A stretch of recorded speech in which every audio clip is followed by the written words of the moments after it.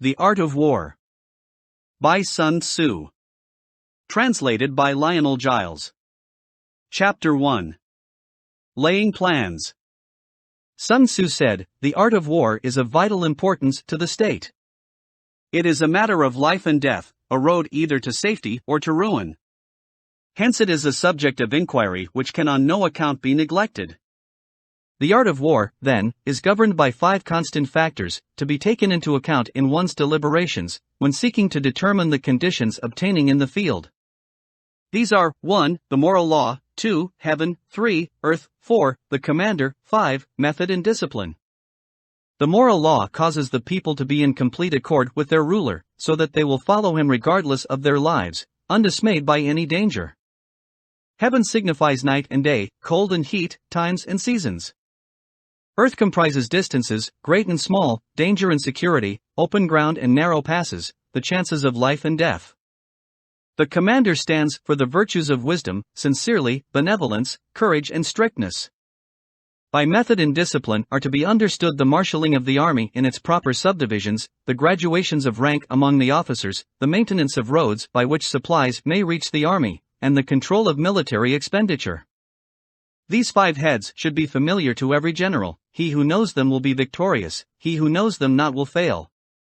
Therefore, in your deliberations, when seeking to determine the military conditions, let them be made the basis of a comparison, in this wise. 1. Which of the 2 sovereigns is imbued with the moral law? 2. Which of the 2 generals has most ability? 3. With whom lie the advantages derived from heaven and earth? 4. On which side is discipline most rigorously enforced? 5. Which army is stronger? 6. On which side are officers and men more highly trained? 7. In which army is there the greater constancy both in reward and punishment? By means of these 7 considerations I can forecast victory or defeat. The general that hearkens to my counsel and acts upon it, will conquer, let such a one be retained in command. The general that hearkens not to my counsel nor acts upon it, will suffer defeat, let such a one be dismissed. While heading the profit of my counsel, avail yourself also of any helpful circumstances over and beyond the ordinary rules. According as circumstances are favorable, one should modify one's plans. All warfare is based on deception. Hence, when able to attack, we must seem unable; when using our forces, we must seem inactive; when we are near, we must make the enemy believe we are far away; when far away, we must make him believe we are near. Hold out baits to entice the enemy. Feign disorder, and crush him. If he is secure at all points, be prepared for him. If he is in superior strength, evade him. If your opponent is of choleric temper, seek to irritate him. Pretend to be weak, that he may grow arrogant. If he is taking his ease, give him no rest. If his forces are united, separate them. Attack him where he is unprepared, appear where you are not expected. These military devices, leading to victory, must not be divulged beforehand. Now the general who wins a battle makes many calculations in his temple ere the battle is fought. The general who loses a battle makes but few calculations beforehand. Thus do many calculations lead to victory, and few calculations to defeat, how much more no calculation at all. It is by attention to this point that I can foresee who is likely to win or lose. Chapter 2. Waging War. Sun Tzu said, "In the operations of war, where there are in the field 1,000 swift chariots, as many heavy chariots, and 100,000 mail-clad soldiers, with provisions enough to carry them 1,000 li, the expenditure at home and at the front, including entertainment of guests, small items such as glue and paint, and some spent on chariots and armor, will reach the total of 1,000 ounces of silver per day.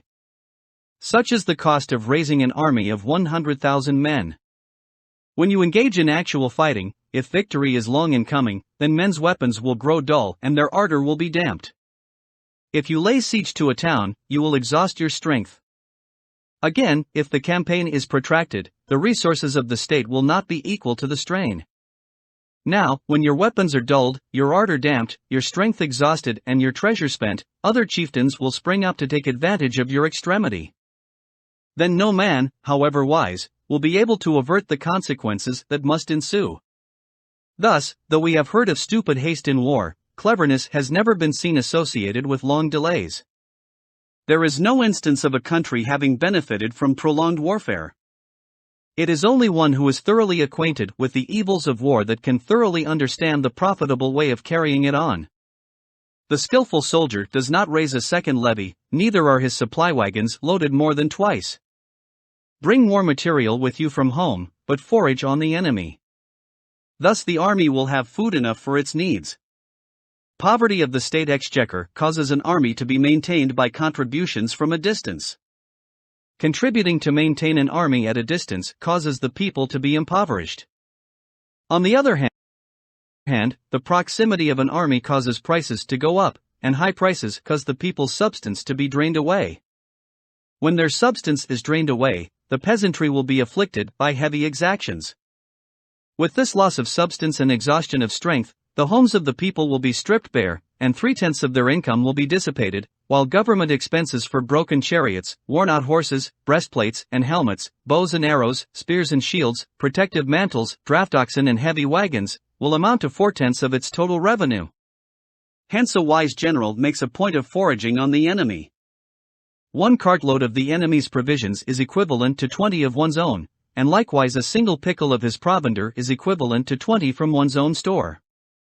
Now in order to kill the enemy, our men must be roused to anger, that there may be advantage from defeating the enemy, they must have their rewards. Therefore in chariot fighting, when 10 or more chariots have been taken, those should be rewarded who took the first. Our own flags should be substituted for those of the enemy, and the chariots mingled and used in conjunction with ours. The captured soldiers should be kindly treated and kept.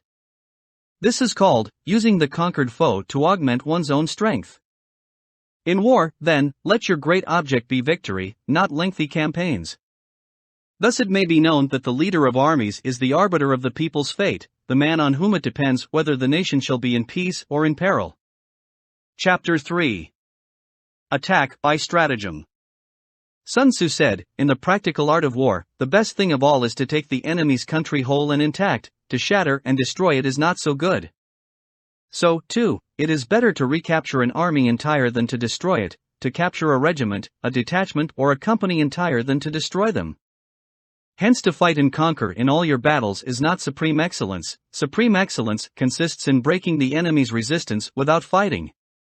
Thus the highest form of generalship is to balk the enemy's plans, the next best is to prevent the junction of the enemy's forces, the next in order is to attack the enemy's army in the field, and the worst policy of all is to besiege walled cities. The rule is not to besiege walled cities if it can possibly be avoided. The preparation of mantlets, movable shelters, and various implements of war will take up 3 whole months, and the piling up of mounds over against the walls will take 3 months more. The general, unable to control his irritation, will launch his men to the assault like swarming ants, with the result that 1/3 of his men are slain, while the town still remains untaken. Such are the disastrous effects of a siege. Therefore the skillful leader subdues the enemy's troops without any fighting, he captures their cities without laying siege to them, he overthrows their kingdom without lengthy operations in the field. With his forces intact he will dispute the mastery of the empire, and thus, without losing a man, his triumph will be complete. This is the method of attacking by stratagem. It is the rule in war, if our forces are 10 to the enemy's 1, to surround him, if 5 to 1, to attack him, if twice as numerous, to divide our army into 2. If equally matched, we can offer battle, if slightly inferior in numbers, we can avoid the enemy, if quite unequal in every way, we can flee from him. Hence, though an obstinate fight may be made by a small force, in the end it must be captured by the larger force. Now the general is the bulwark of the state. If the bulwark is complete at all points, the state will be strong. If the bulwark is defective, the state will be weak. There are 3 ways in which a ruler can bring misfortune upon his army. 1. By commanding the army to advance or to retreat, being ignorant of the fact that it cannot obey. This is called hobbling the army. 2. By attempting to govern an army in the same way as he administers a kingdom, being ignorant of the conditions which obtain in an army. This causes restlessness in the soldiers' minds. 3. By employing the officers of his army without discrimination, through ignorance of the military principle of adaptation to circumstances. This shakes the confidence of the soldiers. But when the army is restless and distrustful, trouble is sure to come from the other feudal princes. This is simply bringing anarchy into the army, and flinging victory away. Thus we may know that there are 5 essentials for victory. 1. He will win who knows when to fight and when not to fight. 2. He will win who knows how to handle both superior and inferior forces. 3. He will win whose army is animated by the same spirit throughout all its ranks. 4. He will win who, prepared himself, waits to take the enemy unprepared. 5. He will win who has military capacity and is not interfered with by the sovereign. Hence the saying, if you know the enemy and know yourself, you need not fear the result of 100 battles. If you know yourself but not the enemy, for every victory gained you will also suffer a defeat. If you know neither the enemy nor yourself, you will succumb in every battle. Chapter 4. Tactical Dispositions. Sun Tzu said, the good fighters of old first put themselves beyond the possibility of defeat, and then waited for an opportunity of defeating the enemy. To secure ourselves against defeat lies in our own hands, but the opportunity of defeating the enemy is provided by the enemy himself. Thus the good fighter is able to secure himself against defeat, but cannot make certain of defeating the enemy. Hence the saying, one may know how to conquer without being able to do it. Security against defeat implies defensive tactics, ability to defeat the enemy means taking the offensive.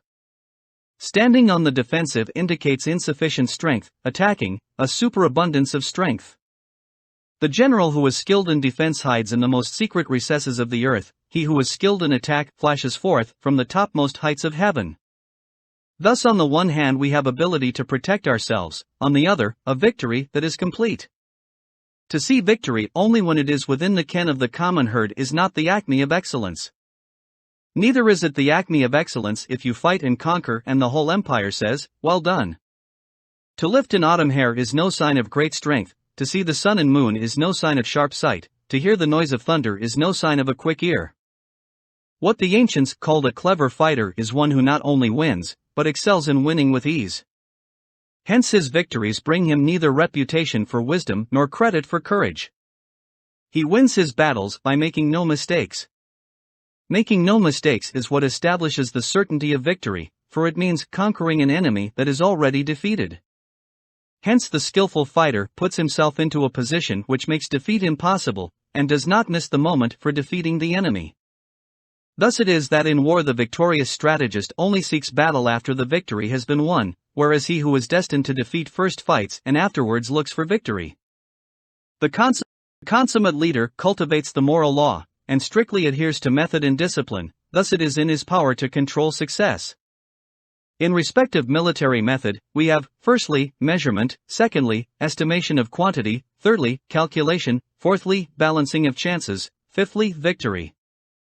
Measurement owes its existence to earth, estimation of quantity to measurement, calculation to estimation of quantity, balancing of chances to calculation, and victory to balancing of chances.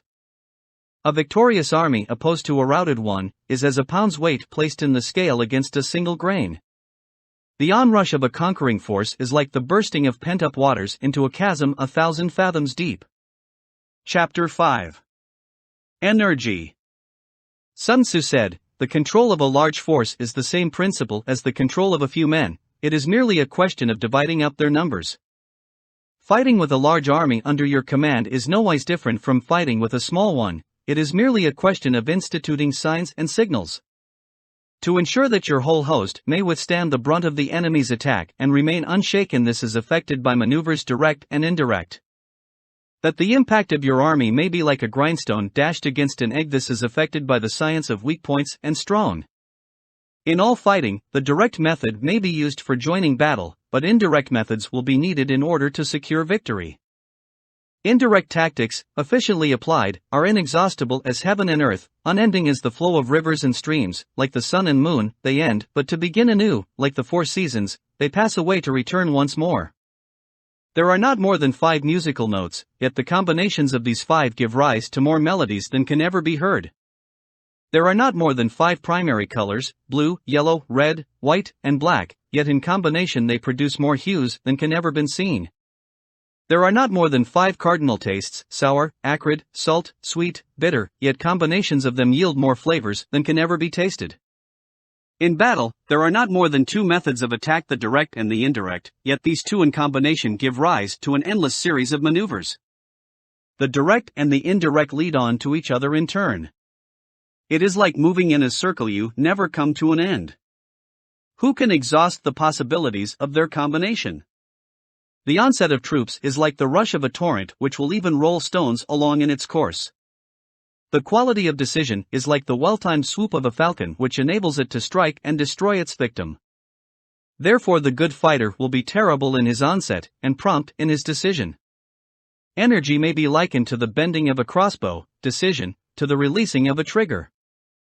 Amid the turmoil and tumult of battle, there may be seeming disorder and yet no real disorder at all. Amid confusion and chaos, your array may be without head or tail, yet it will be proof against defeat.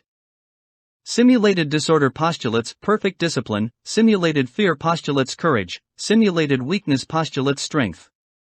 Hiding order beneath the cloak of disorder is simply a question of subdivision. Concealing courage under a show of timidity presupposes a fund of latent energy. Masking strength with weakness is to be effected by tactical dispositions. Thus one who is skillful at keeping the enemy on the move maintains deceitful appearances, according to which the enemy will act. He sacrifices something, that the enemy may snatch at it. By holding out baits, he keeps him on the march, then with a body of picked men he lies in wait for him. The clever combatant looks to the effect of combined energy, and does not require too much from individuals. Hence his ability to pick out the right men and utilize combined energy. When he utilizes combined energy, his fighting men become as it were like unto rolling logs or stones. For it is the nature of a log or stone to remain motionless on level ground, and to move when on a slope; if four-cornered, to come to a standstill, but if round-shaped, to go rolling down. Thus the energy developed by good fighting men is as the momentum of a round stone rolled down a mountain thousands of feet in height. So much on the subject of energy. Chapter 6. Weak points and strong.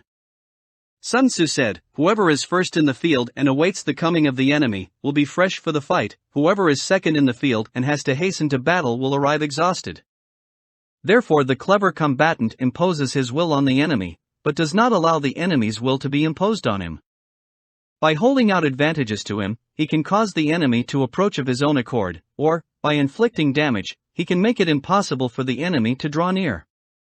If the enemy is taking his ease, he can harass him; if well supplied with food, he can starve him out; if quietly encamped, he can force him to move. Appear at points which the enemy must hasten to defend, march swiftly to places where you are not expected. An army may march great distances without distress, if it marches through country where the enemy is not. You can be sure of succeeding in your attacks if you only attack places which are undefended. You can ensure the safety of your defense if you only hold positions that cannot be attacked. Hence the general is skillful in attack whose opponent does not know what to defend, and he is skillful in defense whose opponent does not know what to attack. O divine art of subtlety and secrecy! Through you we learn to be invisible, through you inaudible, and hence we can hold the enemy's fate in our hands. You may advance and be absolutely irresistible. If you make for the enemy's weak points, you may retire and be safe from pursuit if your movements are more rapid than those of the enemy. If we wish to fight, the enemy can be forced to an engagement even though he be sheltered behind a high rampart and a deep ditch. All we need do is attack some other place that he will be obliged to relieve. If we do not wish to fight, we can prevent the enemy from engaging us even though the lines of our encampment be merely traced out on the ground. All we need do is to throw something odd and unaccountable in his way. By discovering the enemy's dispositions and remaining invisible ourselves, we can keep our forces concentrated, while the enemy's must be divided. We can form a single united body, while the enemy must split up into fractions. Hence there will be a whole pitted against separate parts of a whole, which means that we shall be many to the enemy's few. And if we are able thus to attack an inferior force with a superior one, our opponents will be in dire straits. The spot where we intend to fight must not be made known, for then the enemy will have to prepare against a possible attack at several different points, and his forces being thus distributed in many directions, the numbers we shall have to face at any given point will be proportionally few. For should Should the enemy strengthen his van, he will weaken his rear. Should he strengthen his rear, he will weaken his van. Should he strengthen his left, he will weaken his right. Should he strengthen his right, he will weaken his left. If he sends reinforcements everywhere, he will everywhere be weak. Numerical weakness comes from having to prepare against possible attacks, numerical strength, from compelling our adversary to make these preparations against us. Knowing the place and the time of the coming battle, we may concentrate from the greatest distances in order to fight.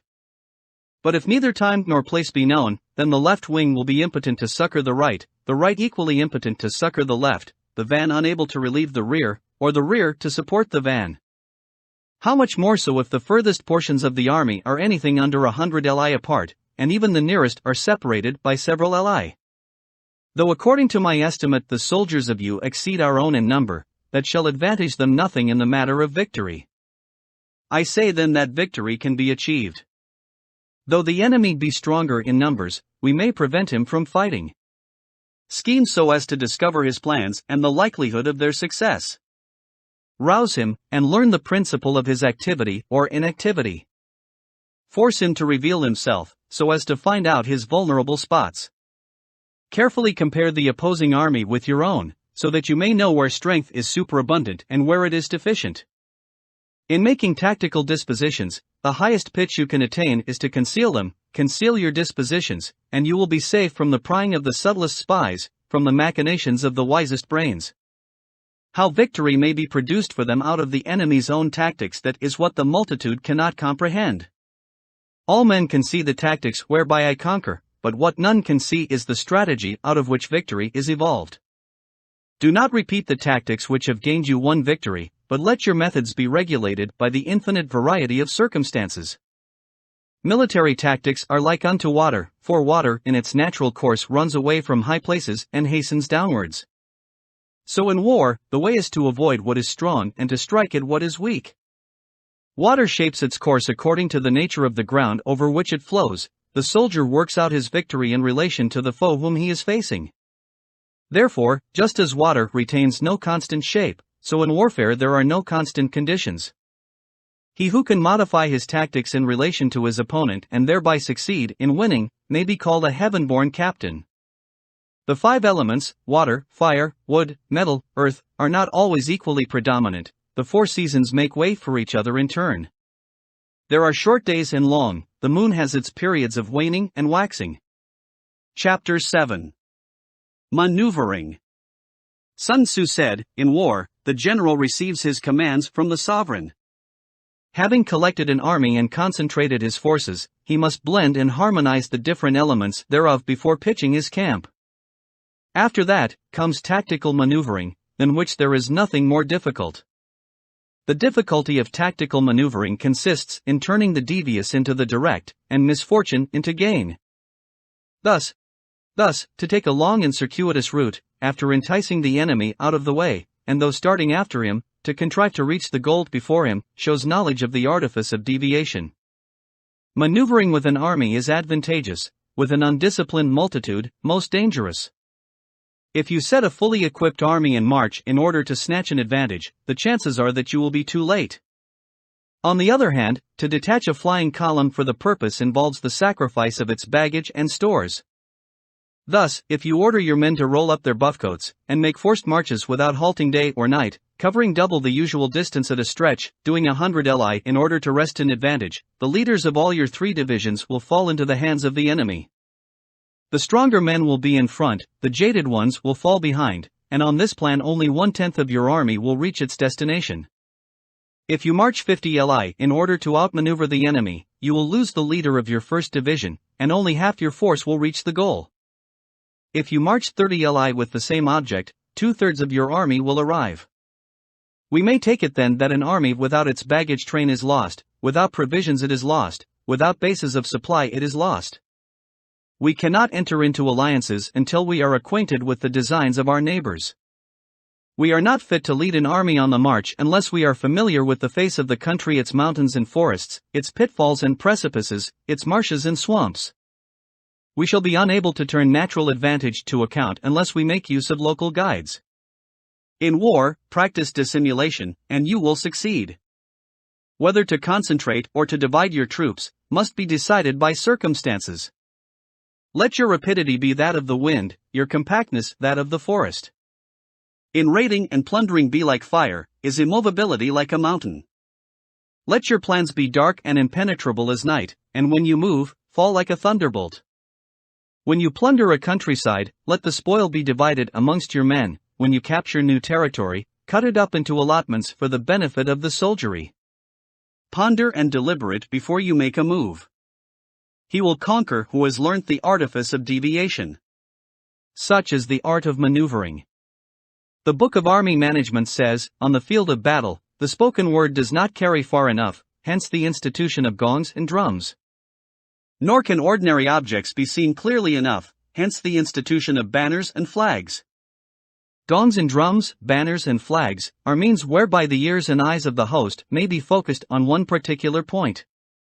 The host thus forming a single united body, is it impossible either for the brave to advance alone, or for the cowardly to retreat alone. This is the art of handling large masses of men.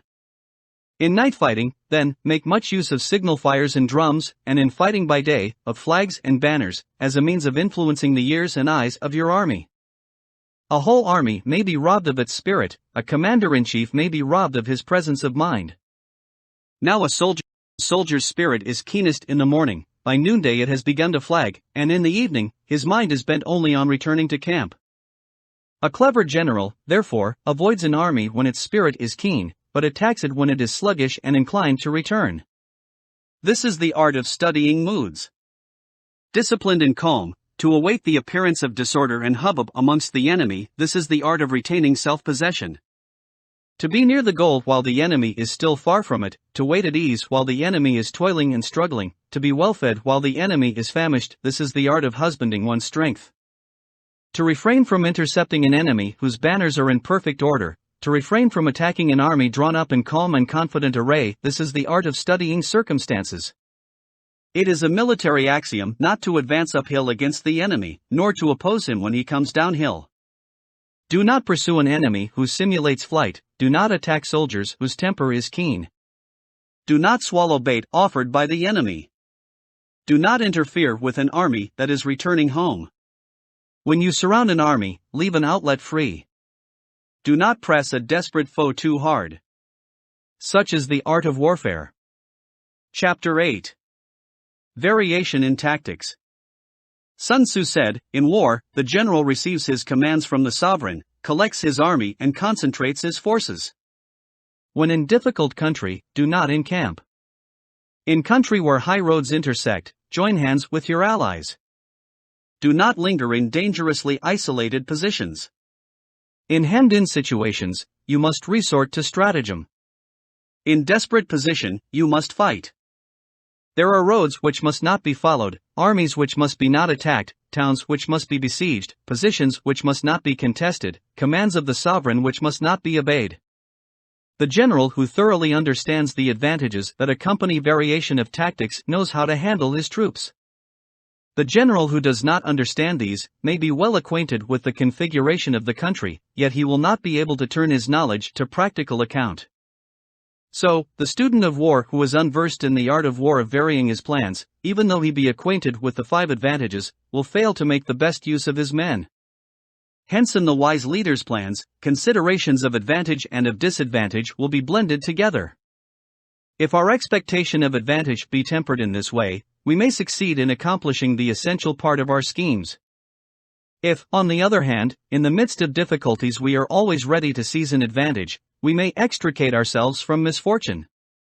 Reduce the hostile chiefs by inflicting damage on them, and make trouble for them, and keep them constantly engaged, hold out specious allurements, and make them rush to any given point.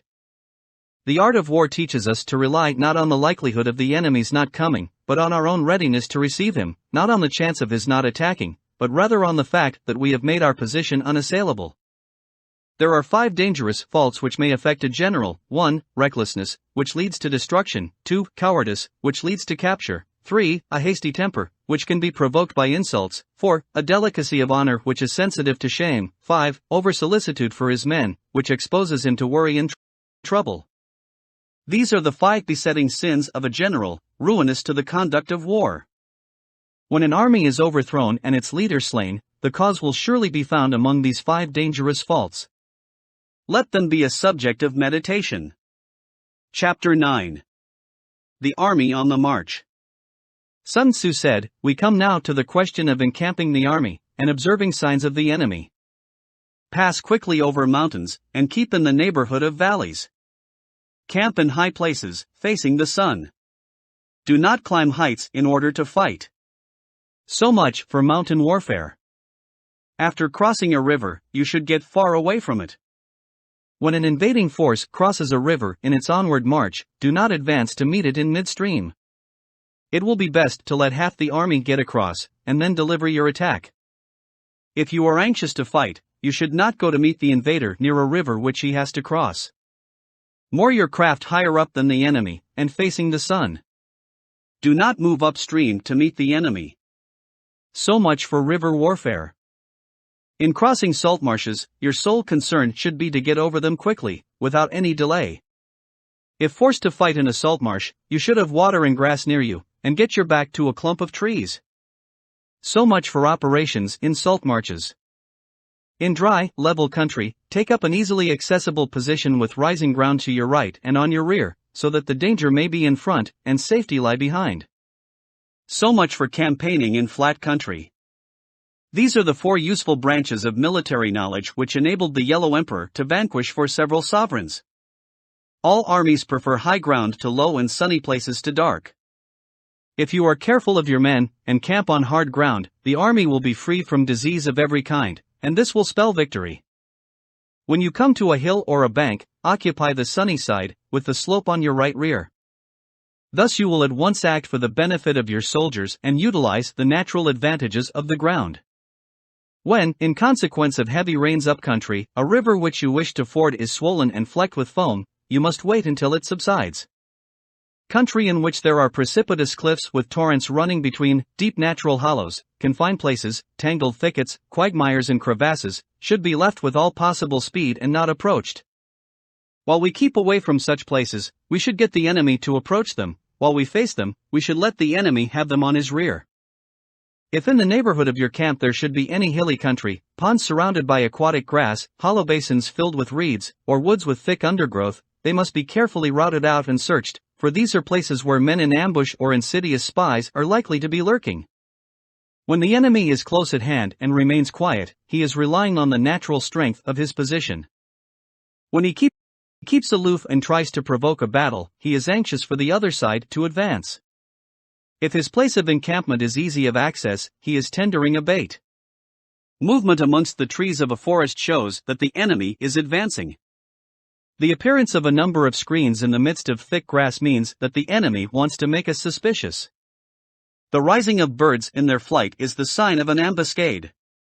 Startled beasts indicate that a sudden attack is coming. When there is dust rising in a high column, it is the sign of chariots advancing. When the dust is low, but spread over a wide area, it betokens the approach of infantry. When it branches out in different directions, it shows that parties have been sent to collect firewood. A few clouds of dust moving to and fro signify that the army is encamping. Humble words and increased preparations are signs that the enemy is about to advance. Violent language and driving forward as if to the attack are signs that he will retreat. When the light chariots come out first and take up a position on the wings, it is a sign that the enemy is forming for battle. Peace proposals unaccompanied by a sworn covenant indicate a plot. When there is much running about and the soldiers fall into rank, it means that the critical moment has come. When some are seen advancing and some retreating, it is a lure. When the soldiers stand leaning on their spears, they are faint from want of food. If those who are sent to draw water begin by drinking themselves, the army is suffering from thirst. If the enemy sees an advantage to be gained and makes no effort to secure it, the soldiers are exhausted. If birds gather on any spot, it is unoccupied. Clamor by night betokens nervousness.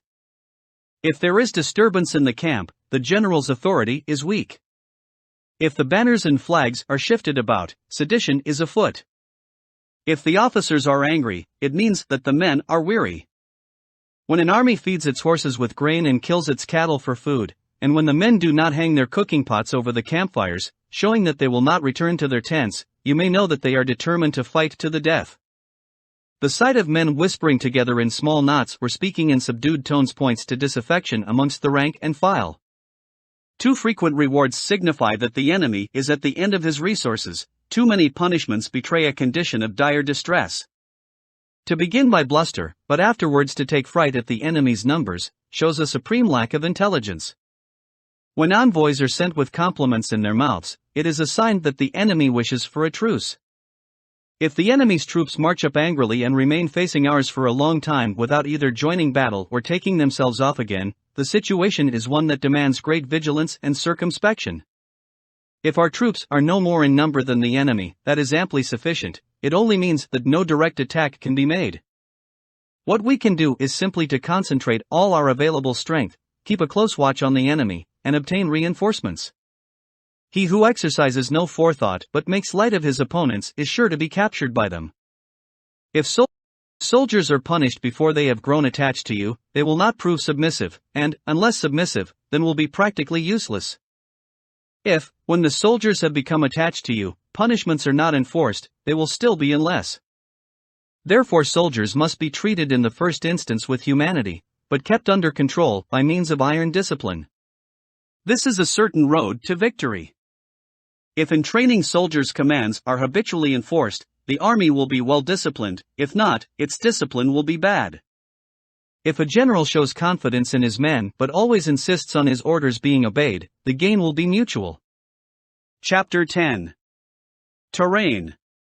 Sun Tzu said, "We may distinguish 6 kinds of terrain, to wit, 1. Accessible ground, 2. Entangling ground, 3. Temporizing ground, 4. Narrow passes, 5. Precipitous heights, 6. Positions at a great distance from the enemy." Ground which can be freely traversed by both sides is called accessible. With regard to ground of this nature, be before the enemy in occupying the raised and sunny spots, and carefully guard your line of supplies. Then you will be able to fight with advantage. Ground which can be abandoned but is hard to reoccupy is called entangling. From a position of this sort, if the enemy is unprepared, you may sally forth and defeat him. But if the enemy is prepared for your coming, and you fail to defeat him, then, return being impossible, disaster will ensue. When the position is such that neither side will gain by making the first move, it is called temporizing ground. In a position of this sort, even though the enemy should offer us an attractive bait, it will be advisable not to stir forth, but rather to retreat, thus enticing the enemy in his turn. Then, when part of his army has come out, we may deliver our attack with advantage. With regard to narrow passes, if you can occupy them first, let them be strongly garrisoned and await the advent of the enemy. Should the army forestall you in occupying a pass, do not go after him if the pass is fully garrisoned, but only if it is weakly garrisoned. With regard to precipitous heights, if you are beforehand with your adversary, you should occupy the raised and sunny spots, and there wait for him to come up.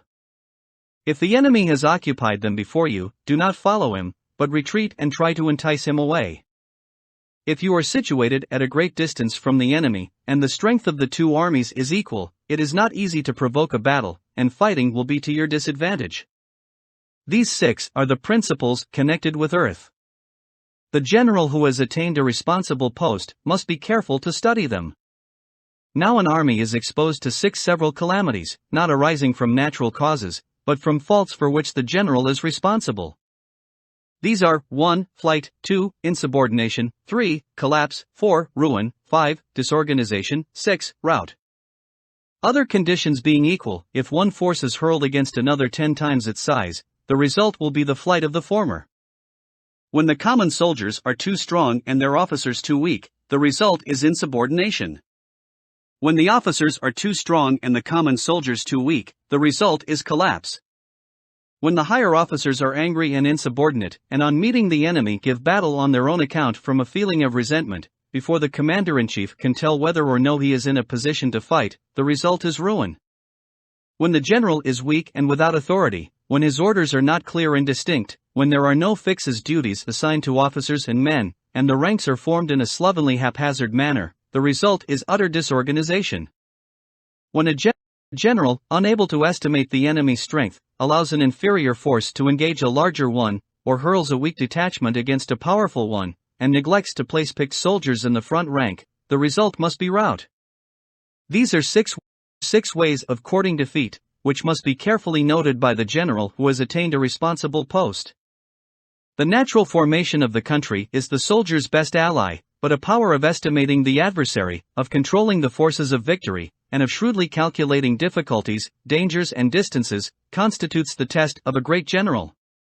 He who knows these things, and in fighting puts his knowledge into practice, will win his battles. He who knows them not, nor practices them, will surely be defeated. If fighting is sure to result in victory, then you must fight, even though the ruler forbid it. If fighting will not result in victory, then you must not fight even at the ruler's bidding. The general who advances without coveting fame and retreats without fearing disgrace, whose only thought is to protect his country and do good service for his sovereign, is the jewel of the kingdom. Regard your soldiers as your children, and they will follow you into the deepest valleys. Look upon them as your own beloved sons, and they will stand by you even unto death. If, however, you are indulgent, but unable to make your authority felt, kind-hearted, but unable to enforce your commands, and incapable, moreover, of quelling disorder, then your soldiers must be likened to spoiled children. They are useless for any practical purpose. If we know that our own men are in a condition to attack, but are unaware that the enemy is not open to attack, we have gone only halfway towards victory. If we know that the enemy is open to attack, but are unaware that our own men are not in a condition to attack, we have gone only halfway towards victory. If we know that the enemy is open to attack, and also know that our men are in a condition to attack, but are unaware that the nature of the ground makes fighting impracticable, we have still gone only halfway towards victory. Hence the experienced soldier, once in motion, is never bewildered. Once he has broken camp, he is never at a loss. Hence the saying, if you know the enemy and know yourself, your victory will not stand in doubt. If you know heaven and know earth, you may make your victory complete. Chapter 11. The 9 Situations. Sun Tzu said, the art of war recognizes 9 varieties of ground: dispersive ground, 2, facile ground, 3, contentious ground, 4, open ground, 5, ground of intersecting highways, 6, serious ground, 7, difficult ground, 8, hemmed-in ground, 9, desperate ground. When a chieftain is fighting in his own territory, it is dispersive ground. When he has penetrated into hostile territory, but to no great distance, it is facile ground. Ground the possession of which imports great advantage to either side, is contentious ground. Ground on which each side has liberty of movement is open ground. Ground which forms the key to 3 contiguous states, so that he who occupies it first has most of the empire at his command, is a ground of intersecting highways. When an army has penetrated into the heart of a hostile country, leaving a number of fortified cities in its rear, it is serious ground. Mountain forests, rugged steeps, marshes and fens, all country that is hard to traverse, this is difficult ground. Ground which is reached through narrow gorges, and from which we can only retire by tortuous paths, so that a small number of the enemy would suffice to crush a large body of our men, this is hemmed-in ground. Ground on which we can only be saved from destruction by fighting without delay, is desperate ground. On dispersive ground, therefore, fight not. On facile ground, halt not. On contentious ground, attack not. On open ground, do not try to block the enemy's way. On the ground of intersecting highways, join hands with your allies. On serious ground, gather in plunder. In difficult ground, keep steadily on the march. On hemmed-in ground, resort to stratagem. On desperate ground, fight. Those who were called skillful leaders of old knew how to drive a wedge between the enemy's front and rear, to prevent cooperation between his large and small divisions, to hinder the good troops from rescuing the bad, the officers from rallying their men. When the enemy's men were united, they managed to keep them in disorder. When it was to their advantage, they made a forward move; when otherwise, they stopped still. If asked how to cope with a great host of the enemy in orderly array and on the point of marching to the attack, I should say, begin by seizing something which your opponent holds dear, then he will be amenable to your will. Rapidity is the essence of war. Take advantage of the enemy's unreadiness, make your way by unexpected routes, and attack unguarded spots. The following are the principles to be observed by an invading force: the further you penetrate into a country, the greater will be the solidarity of your troops, and thus the defenders will not prevail against you. Make forays in fertile country in order to supply your army with food. Carefully study the well-being of your men, and do not overtax them. Concentrate your energy and hoard your strength. Keep your army continually on the move, and devise unfathomable plans. Throw your soldiers into positions whence there is no escape, and they will prefer death to flight. If they will face death, there is nothing they may not achieve. Officers and men alike will put forth their uttermost strength. Soldiers, when in desperate straits, lose the sense of fear. If there is no place of refuge, they will stand firm. If they are in hostile country, they will show a stubborn front. If there is no help for it, they will fight hard. Thus, without waiting to be marshaled, the soldiers will be constantly on the qui vive. Without waiting to be asked, they will do your will. Without restrictions, they will be faithful. Without giving orders, they can be trusted. Prohibit the taking of omens, and do away with superstitious doubts. Then, until death itself comes, no calamity need be feared. If our soldiers are not overburdened with money, it is not because they have a distaste for riches. If their lives are not unduly long, it is not because they are disinclined to longevity. On the day they are ordered out to battle, your soldiers may weep, those sitting up bedewing their garments, and those lying down letting the tears run down their cheeks. But let them once be brought to bay, and they will display the courage of a Chu or a K. The skillful tactician may be likened to the Shuaijan. Now the Shuaijan is a snake that is found in the Chung Mountains. Strike at its head, and you will be attacked by its tail. Strike at its tail, and you will be attacked by its head. Strike at its middle, and you will be attacked by head and tail both. Asked if an army can be made to imitate the Shuaijan, I should answer, yes. For the men of Wu and the men of Yu are enemies, yet if they are crossing a river in the same boat and are caught by a storm, they will come to each other's assistance just as the left hand helps the right. Hence it is not enough to put one's trust in the tethering of horses, and the burying of chariot wheels in the ground. The principle on which to manage an army is to set up one standard of courage which all must reach. How to make the best of both strong and weak, that is a question involving the proper use of ground. Thus the skillful general conducts his army just as though he were leading a single man, willy-nilly, by the hand. It is the business of a general to be quiet and thus ensure secrecy, upright and just, and thus maintain order. He must be able to mystify his officers and men by false reports and appearances, and thus keep them in total ignorance.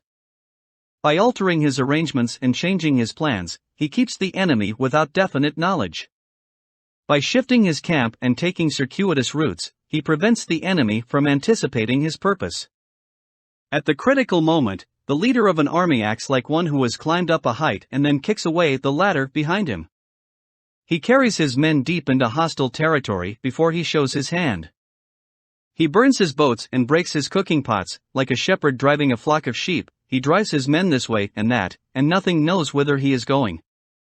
To muster his host and bring it into danger, this may be termed the business of the general. The different measures suited to the 9 varieties of ground, the expediency of aggressive or defensive tactics, and the fundamental laws of human nature, these are things that must most certainly be studied.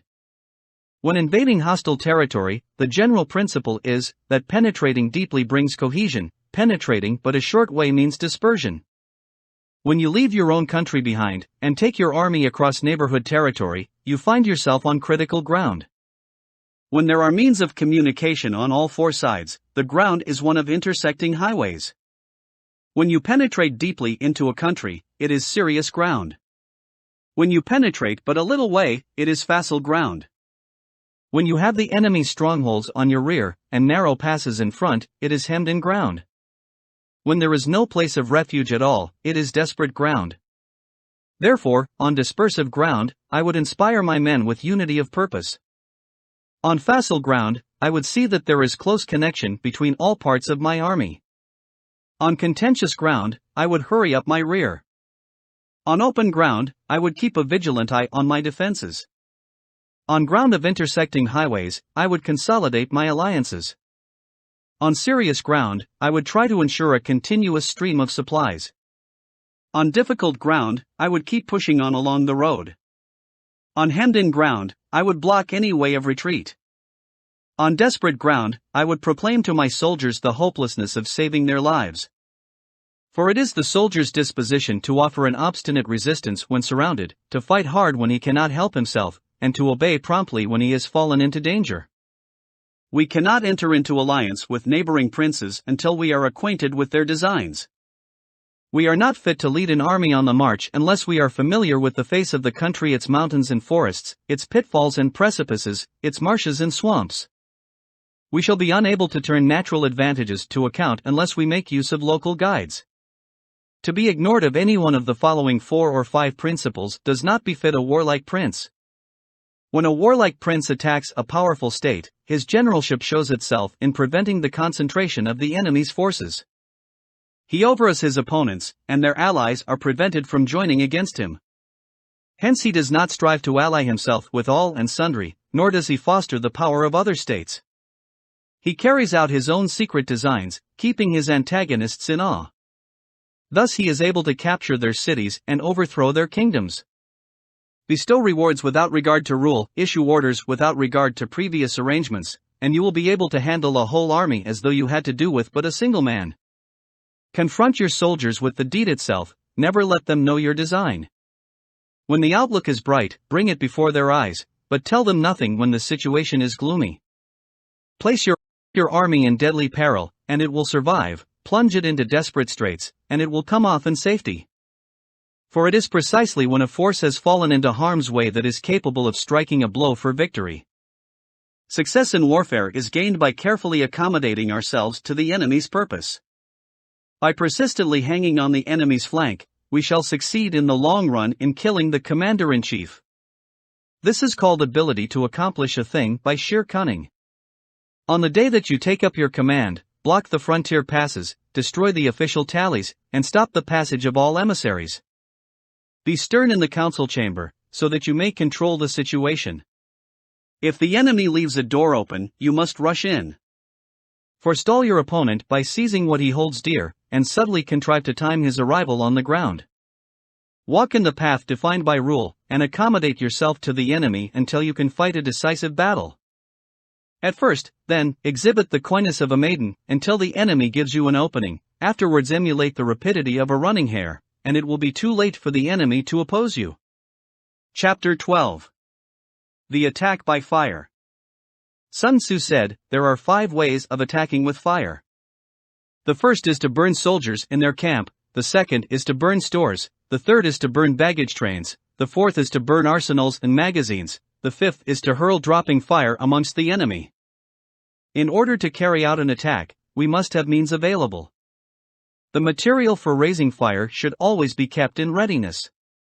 There is a proper season for making attacks with fire, and special days for starting a conflagration. The proper season is when the weather is very dry, the special days are those when the moon is in the constellations of the sieve, the wall, the wing or the crossbar, for these 4 are all days of rising wind. In attacking with fire, one should be prepared to meet 5 possible developments. 1. When fire breaks out inside to enemy's camp, respond at once with an attack from without. 2. If there is an outbreak of fire, but the enemy's soldiers remain quiet, bide your time and do not attack. 3. When the force of the flames has reached its height, follow it up with an attack, if that is practicable, if not, stay where you are. 4. If it is possible to make an assault with fire from without, do not wait for it to break out within, but deliver your attack at a favorable moment. 5. When you start a fire, be to windward of it. Do not attack from the leeward. A wind that rises in the daytime lasts long, but a night breeze soon falls. In every army, the 5 developments connected with fire must be known, the movements of the stars calculated, and a watch kept for the proper days. Hence those who use fire as an aid to the attack show intelligence, those who use water as an aid to the attack gain an accession of strength. By means of water, an enemy may be intercepted, but not robbed of all his belongings. Unhappy is the fate of one who tries to win his battles and succeed in his attacks without cultivating the spirit of enterprise, for the result is waste of time and general stagnation. Hence the saying, the enlightened ruler lays his plans well ahead, the good general cultivates his resources. Move not unless you see an advantage, use not your troops unless there is something to be gained, fight not unless the position is critical. No ruler should put troops into the field merely to gratify his own spleen, no general should fight a battle simply out of pique. If it is to your advantage, make a forward move, if not, stay where you are. Anger may in time change to gladness, vexation may be succeeded by content. But a kingdom that has once been destroyed can never come again into being, nor can the dead ever be brought back to life. Hence the enlightened ruler is heedful, and the good general full of caution. This is the way to keep a country at peace and an army intact. Chapter 13. The Use of Spies. Sun Tzu said, raising a host of 100,000 men and marching them great distances entails heavy loss on the people and a drain on the resources of the state. The daily expenditure will amount to 1,000 ounces of silver. There will be commotion at home and abroad, and men will drop down exhausted on the highways. As many as 700,000 families will be impeded in their labor. Hostile armies may face each other for years, striving for the victory which is decided in a single day. This being so, to remain in ignorance of the enemy's condition simply because one grudges the outlay of 100 ounces of silver in honors and emoluments, is the height of inhumanity. One who acts thus is no leader of men, no present help to his sovereign, no master of victory. Thus, what enables the wise sovereign and the good general to strike and conquer, and achieve things beyond the reach of ordinary men, is foreknowledge. Now this foreknowledge cannot be elicited from spirits, it cannot be obtained inductively from experience, nor by any deductive calculation. Knowledge of the enemy's dispositions can only be obtained from other men. Hence the use of spies, of whom there are 5 classes: 1. Local spies, 2. Inward spies, 3. Converted spies, 4. Doomed spies, 5. Surviving spies. When these 5 kinds of spy are all at work, none can discover the secret system. This is called divine manipulation of the threads. It is the sovereign's most precious faculty. Having local spies means employing the services of the inhabitants of a district. Having inward spies, making use of officials of the enemy. Having converted spies, getting hold of the enemy's spies and using them for our own purposes. Having doomed spies, doing certain things openly for purposes of deception, and allowing our spies to know of them and report them to the enemy. Surviving spies, finally, are those who bring back news from the enemy's camp. Hence it is that which none in the whole army are more intimate relations to be maintained than with spies. None should be more liberally rewarded. In no other business should greater secrecy be preserved. Spies cannot be usefully employed without a certain intuitive sagacity. They cannot be properly managed without benevolence and straightforwardness. Without subtle ingenuity of mind, one cannot make certain of the truth of their reports. Be subtle. Be subtle. And use your spies for every kind of business. If a secret piece of news is divulged by a spy before the time is ripe, he must be put to death together with the man to whom the secret was told. Whether the object be to crush an army, to storm a city, or to assassinate an individual, it is always necessary to begin by finding out the names of the attendants, the aides-de-camp, and doorkeepers and sentries of the general in command. Our spies must be commissioned to ascertain these. The enemy's spies who have come to spy on us must be sought out, tempted with bribes, led away and comfortably housed. Thus they will become converted spies and available for our service. It is through the information brought by the converted spy that we are able to acquire and employ local and inward spies. It is owing to his information, again, that we can cause the doomed spy to carry false tidings to the enemy. Lastly, it is by his information that the surviving spy can be used on appointed occasions. The end and aim of spying in all its 5 varieties is knowledge of the enemy, and this knowledge can only be derived, in the first instance, from the converted spy. Hence it is essential that the converted spy be treated with the utmost liberality. Of old, the rise of the Yin dynasty was due to Ai Chi, who had served under the Xia. Likewise, the rise of the Zhou dynasty was due to Liu Ye, who had served under the Yin. Hence it is only the enlightened ruler and the wise general who will use the highest intelligence of the army for purposes of spying, and thereby they achieve great results. Spies are a most important element in water, because on them depends an army's ability to move. The end.